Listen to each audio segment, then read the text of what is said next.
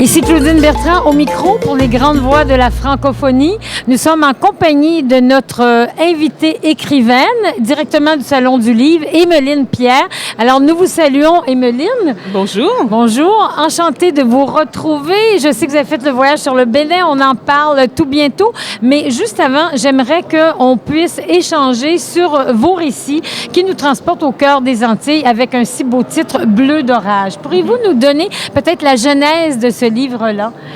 Alors, c'est drôle, j'ai commencé en fait à écrire dans le contexte académique. Ouais. J'ai pris un atelier de prose dans le cadre de mes études de lettres et voilà, j'ai commencé à écrire des nouvelles. Et puis finalement, je me suis dit, ben, pourquoi m'arrêter? C'est comme ça que ça a commencé. J'imagine que vous avez eu un bon écho. J'ai eu un écho encourageant. Donc, c'est sûr, ça donnait envie d'écrire. Et par la suite, j'ai commencé par faire publier quelques nouvelles dans des revues étudiantes, notamment Le Tambour. C'était l'association des étudiants africains de l'UQAM qui l'éditait, ainsi que d'autres revues. Et donc, voilà, ça m'a encouragée à continuer. Mais c'est heureux que des récits écrits, bon, vous avez écrit dans un cas qui devait être très bien maîtrisé parce que sinon, ça n'aurait pas passé la rampe. Déjà, un premier livre, souvent, on dit que la difficulté, c'est de publier, vous savez, le premier livre, parce qu'on dit, bon, l'auteur n'est pas connu, mais forcément, parce qu'il faut que quelqu'un prenne des risques dans la mesure où c'est de qualité. C'est sûr que la qualité, elle est présente. Sinon, l'éditeur n'aurait pas souligné cet ouvrage, ne l'aurait pas publié. Et je tiens justement à remercier les éditions Pleine Lune. C'est un travail exceptionnel qu'ils font, hein, avec Marie-Madeleine, qui est à la direction. Et j'imagine qu'elle a eu le coup de foudre pour ça. C'est quelqu'un aussi qui est très ouvert. Et vous avez une problématique originale. Vous parlez de la Guadeloupe, de la République dominicaine. Est-ce que, bon, c'est ces pays-là surtout qui vous ont interpellé? En fait, il y a plusieurs pays qui m'ont interpellé d'une certaine façon, mais au-delà des pays, ce sont les personnes. Et les faire voyager, camper des histoires dans des endroits différents, ben, ça me permettait d'aborder aussi des thèmes différents. Oui. Par exemple, quand j'évoque la République dominicaine, je parle de la situation des Haïtiens qui vont travailler dans les champs de canne en République dominicaine. Et puis, c'est pas une réalité très, très connue. Non. Je pense que j'aurais pas pu parler de ce thème-là en le campant ailleurs, vous voyez. Mais sinon, après, j'ai fait des histoires qui se déroulent au Québec, en France, en Guadeloupe, en Haïti.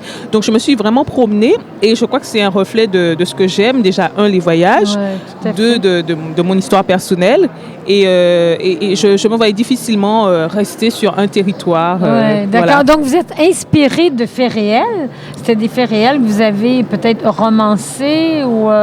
C'est les deux. Vraiment, ce sont les deux. Des fois, c'est une chanson qui m'inspire. Des fois, c'est un documentaire ou c'est un fait réel. Ou mon imagination, voilà. Je me suis vraiment inspirée de différentes sources. C'est intéressant, très intéressant ce que vous dites. Et même, ça fascine. Au fond, c'est des récits. Et comment vous procédez? C'est-à-dire, moi, je vous vois, je vous imagine, je peux me tromper, que, bon, dans ces pays-là, vous voyagez, est-ce que vous avez un carnet, vous notez, vous observez directement ce que vous ressentez et vous le notez au fur et à mesure? Est-ce que c'est comme ça que vous procédez? Non, vraiment pas. Non, pas Par exemple, la première histoire, ça aurait pu, hein? Souvent, les écrivains, c'est ce qu'ils disent, ils ont un carnet et puis voilà. Mais votre méthode à vous, c'est laquelle? Ben, en fait, déjà, le recueil s'ouvre sur une première nouvelle qui se déroule en Côte d'Ivoire. Or, je n'y ai jamais été. Donc, vous voyez, c'est juste pour vous dire que non, j'écris, je pense, souvent après être passé quelque part, plus que sur place. Ouais. Donc, non, c'est pas vraiment un carnet de voyage.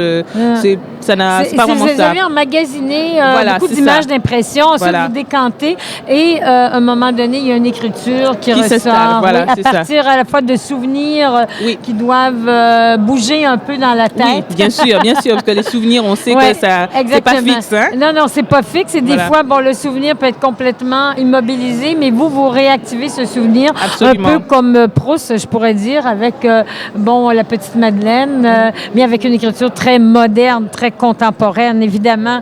Donc, avant de terminer, j'aimerais vous demander vos impressions, justement, de retour de voyage du Bénin. Vous étiez là aussi. D'ailleurs, vous avez participé afin de présenter une conférence. Vous aviez une conférence, belle communication. Et peut-être le sujet en quelques minutes, très, très rapidement. Et ensuite, vos impressions de voyage.